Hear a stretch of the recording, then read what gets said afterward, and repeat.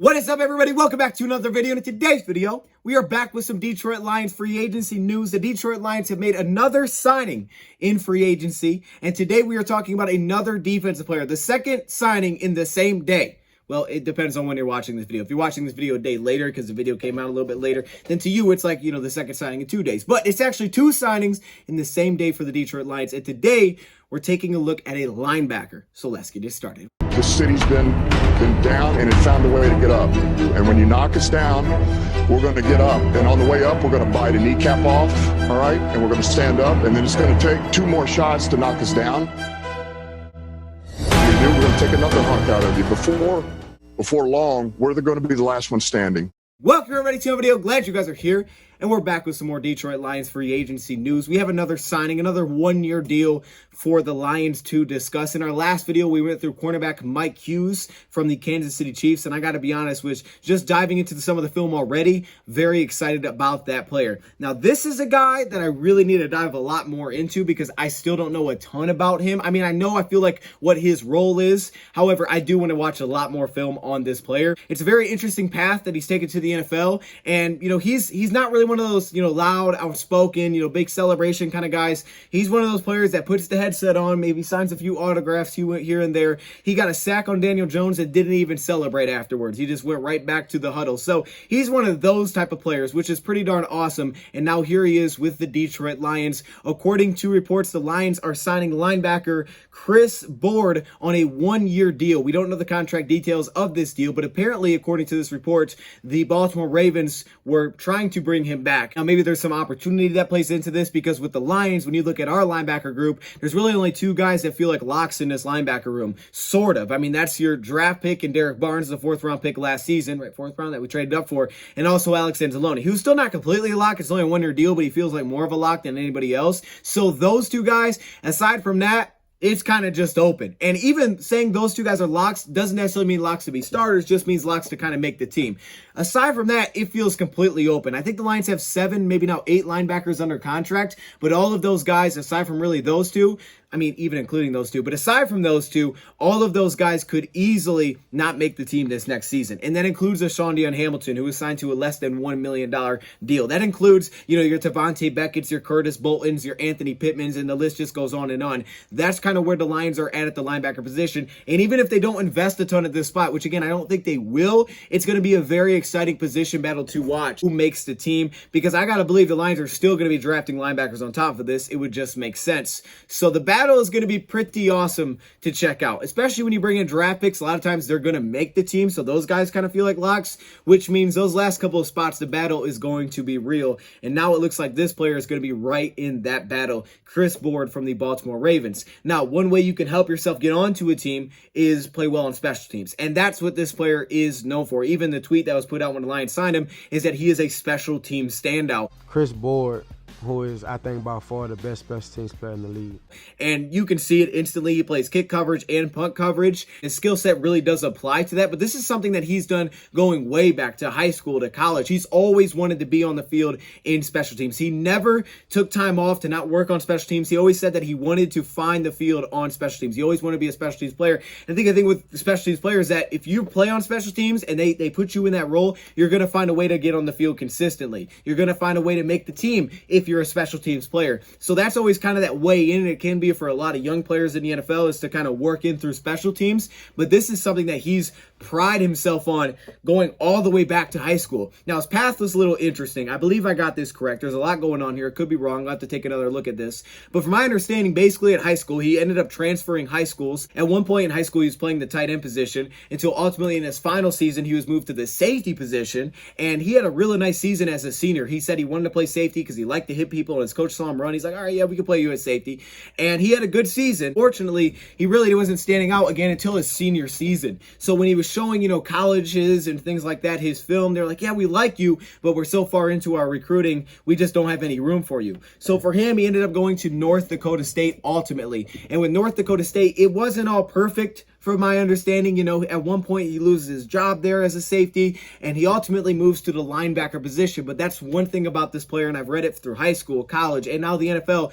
Doesn't complain. He just jumps right into it. Taking a very interesting path. Luckily for him, there was a connection. There was a grad assistant from North Dakota State that was working on the Ravens roster, so he was picked up as an undrafted free agent. He was really on like nobody's radar. I really don't know. I didn't know who this guy was. I think I've seen his name a couple times when it comes to free agency. Really, I had no idea who this guy was coming out of the draft. I didn't even follow that heavy, but even if I did, I probably wouldn't know who this is. So they pick up Chris Board, and this is one thing we've seen the Ravens do: get undrafted guys, develop them through special teams, and ultimately they're finding a way to play a role. Kind of see the Lions start to do this with guys like Josh Woods last season. You start on special teams, you find a role defensively. According to the report, is that he is expected to compete for a starting linebacker position with the Detroit Lions because the door is very wide open, and really anybody could take that role. With the Baltimore Ravens, it started off as mainly just being a special teams player, and as an undrafted free agent to make a team by just basically being a special teams player is really darn impressive, and he did that. He surprised people. He made the 53-man roster in 2018 as a guy that just played special teams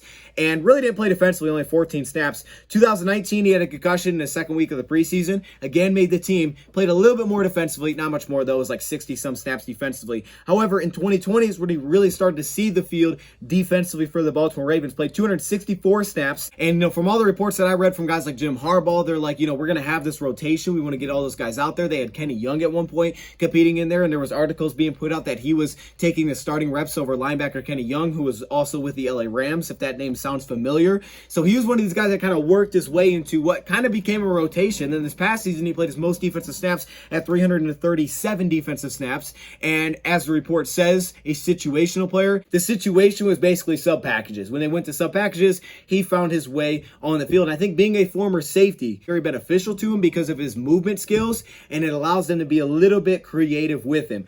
I do want to dive into more film because I haven't went super deep into it yet, so I got to throw that out there, but I do feel like I know what he's done. I just want to dive a little bit more into the film. However, you can see that he's an athlete, and you can kind of see what the fit could be here. So he's 6'1", 230 pounds. Again, at one point he's weighing 200 pounds, playing the safety position. Now he's playing linebacker. We've seen that, especially recently in the NFL, guys go from safety to linebacker. There's a guy coming out of the draft that's kind of like that. So he's weighing about 230 pounds this past season, and he started to find the role defensively in sub packages. Again, didn't take away from special teams. I think he played his higher percentage of special team snaps this past year. 85% of the special team snaps. He's even punt coverage, kick coverage. He'll be the guy that aligns on the left side closest to the kickoff man. I think they call it like L5 or something. I don't know exactly. He'll line there. He'll line up at the third spot over. What I've seen, it's definitely not perfect. It isn't, but it is kind of a step in the door in the right direction of, okay, how can we utilize you? And so far, at least last year, you saw they were just trying to utilize him to his skill set because he does seem a little raw at this position. I mean, especially even if you go back just to early in the year, I think we saw more as the year went on, but even early in the year when you did see him, especially if it wasn't on those sub-package downs, it was just on early base downs, you saw some confusion on some run plays where he's kind of lost, doesn't really know where things are going, doesn't really see the play developing. So he's still pretty raw to that. But for the Ravens this past year, he was mainly like a sub-package player, a guy that had 41 combined tackles, only 4 missed tackles, which was huge because the year before he only had like 30-some tackles, but he had 9 missed tackles, which is not good. It's still an area where I think he needs to get better because even when you watch tackles that he has, they're not always clean. He likes to hit, but it's still not the cleanest as a tackler. Two quarterback hits this past year, allowed 19 completions on 18 targets according to Pro Football Reference, and a 109 pass rating. Do need to watch some more film to see some of those coverage snaps. FF graded out pretty solid, at least in coverage and overall. Run defense not as much, and again, I think it's because of the missed tackles. Like the year before, his run defense grade out awful for PFF, but that's because he had 9 missed tackles that season. Guy that at the NDSU Pro Day, who is not a guy that teams were necessarily going to see, but he stuck out kind of in the background, running a 4.6 40, which stands out. You're thinking about a linebacker running a 4.6, like, all right, we could do something like that. So a good athlete. Former safety, definitely has movement skills. He's putting on a little weight, so he's not like running a 4.4.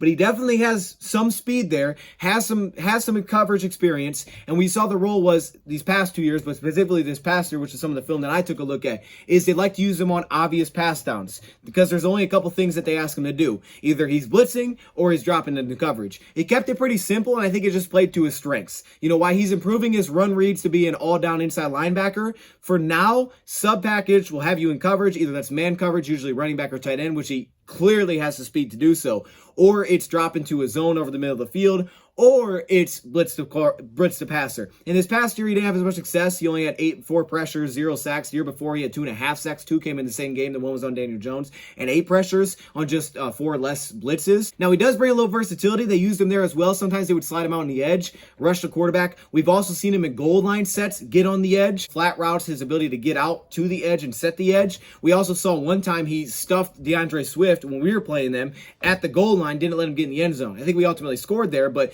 you take away little things like that ability as well to kind of slide up on the edge and in some of those goal line formations. So if you're going to be dropping guys less from the defensive line, you're definitely going to be relying on your linebackers' ability to coverage, especially like man reps, things like that. And if you're blitzing safeties, all that kind of stuff, just to have that versatility to blitz a safety and then drop a linebacker into coverage, that kind of ability to do it with both. That way it's not like, okay, we know who's coming as an offense. That can be very helpful. Also, I think a big reason he was playing the edge as well, partially size. We saw Alex do it with the Saints and the Lions last year, is that you can get him on the edge of some of those red zone, stack the line of scrimmage, put multiple guys across the line of scrimmage to give him that look as well. Then he'd rather have a guy like Derek Barnes in the interior who's like shooting those gaps. I also think there is some growth that's going to probably have to have had there in terms of shedding blocks for sure. Now, they're going to want him playing downhill, I got to believe, not trying to worry about blocking second level. That's what they want. That's what they've talked about. But shedding blocks, filling the right run lanes, things like that, those are areas that he hasn't played. Zone coverage, he's playing safety. That's nothing. You know, man coverage, I've done that, right? All these things, I can come down and hit. So downhill, I got the play style for that. Now it's just about polishing up the rest so I can become a consistent 3-down linebacker. Okay, you need this, this, and this to play this defense. He pretty much seemingly checks all those boxes. Definitely wasn't like an all-down inside linebacker for them, but he was trending that direction, the most snaps in over 330. And now with the athlete that he is, a guy that can fly around, the Lions look like that's the type of linebacker that they're looking for. Guys that can get downhill, play with an aggressive style, can blitz because they're going to want to blitz on third down. They do a lot of cover zero, and also guys that can drop into coverage out of that. And he brings those 2 traits. Now it's just about cleaning up the rest of it and learning the position a little bit more. I just have to dive into the film more, to be honest, because there was hit and miss, the some that I did watch. I just have to dive into more because it just wasn't still a ton of snaps to take a look at. One thing that, again, could get him on a team is special teams, because, I mean, think about this when you look at his role. Even if his role isn't playing much defensively, and even if it, for us, is just a sub-down linebacker in some way, whether it's a blitzer, drop, or whatever it is, getting off the edge, because he didn't seem to have many pass rush moves. If he was free, he could get to the quarterback. Otherwise, he probably wasn't beating a guy. However, special teams. Think about Josh Woods. Let's say Josh Woods makes the team next year, which is very possible, and he's playing defensively. Well, now you have him kind of playing that special teams role where Josh Woods thrived and he made his name for us, was on special teams. He could make his name through special teams. A guy that's already done it, Chris Board, and take that role. You could have both these guys on special teams at the same time. Now you got 2 special team standouts playing together. Now all of a sudden you're looking real good if neither of those guys are playing much defensively. So there's always that to kind of lean back on. So I would assume it's not a huge deal. It may have been kind of coming here for opportunity. Like, okay, I'm going to have a shot to start with the Lions better than maybe where I was. Maybe we paid him a little bit extra money. I don't know the details of it. Show interest in Arden Key. They signed, the cornerback Mike Hughes. They get DJ Chark. Now they go out and they get Chris Board. They're getting young guys with potential, with upside that could become something, and they're giving them prove-it deals. Honestly, kind of like they did last season, but they're also filling holes with these where it opens up the draft a little bit more. Again, still believe they'll address linebacker in the draft, but they're just bringing in a lot of competition. This is what Brad Holmes does. It's what he's done. It's what he knows. Give these guys a shot. Short-term deal. Bring them in. Have some competition. If they play well this season, if they, outlive expectations, if they find a role, you might just get re-signed. And that's what they did last year with a lot of their guys. Now they're bringing in new guys to potentially be their guys. And if you earn it, you can get re-signed. And that's even, I think, a pitch that a guy like this could be looking at. Like, okay, yeah, it's a 1-year deal now, but if I do play well, the Lions, they don't have a long-term really linebacker set right now. There's an opportunity here for me to get a long-term deal if I earn it this season. So I think you have to look at it like that as well, especially with the opening that we do have. And I think this is a big way that the Lions look at building this foundation, but also being consistently successful, is because they're giving you a shot. If you earn it, you will get re-signed, or you have a good chance to be re-signed. I mean, look, they're not signing guys that are 32 years old to a 1-year deal. Right? These are 26, 25, 27, coming off your rookie contract, exclusive rights free agents. I mean, it's those type of guys that are getting these opportunities to shine. So with that, they're very eligible to be re-signed. Build this foundation, have this consistency for success. It's taking that, they look at it as like a patient approach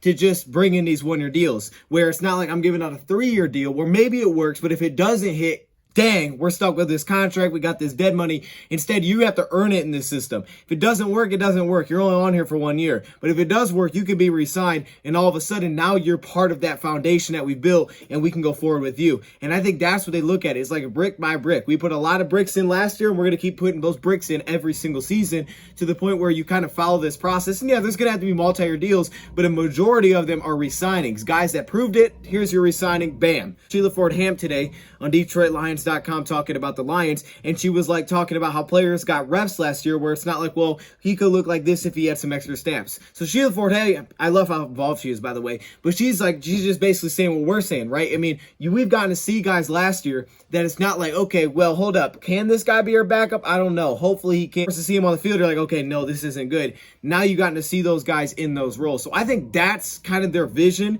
and that's why they followed that process, right? We've talked about them following that process, and they've been doing it like we thought they would, but I think that's kind of the reason for the process, is because that's how they believe that you find that foundation and consistent success. And of course, the draft picks are the guys that are really running the show, and those guys should be re-signed. They want to re-sign their draft picks. To be honest, you had to be doing your homework to find this player, because I really didn't know much about this guy, aside from seeing his name a few times here and there. So this will be a player I have to dive into a little bit more for sure when in terms of the film, but we've seen him line up wide on a running back. They'll put him one-on-one in those situations. He can definitely get a lot of zone depth. Now, tackling, I think it's got to be better because he doesn't seem like a very secure tackler right now. It got better last season statistically, but it's still not super clean, but we know he does like to hit. So those tools usually translate to playing linebacker. It's just about seeing everything now that needs to kind of come around. I would think that if he played defensively, it would be kind of like that sub-down role for us, a situational role that could play in goal line packages.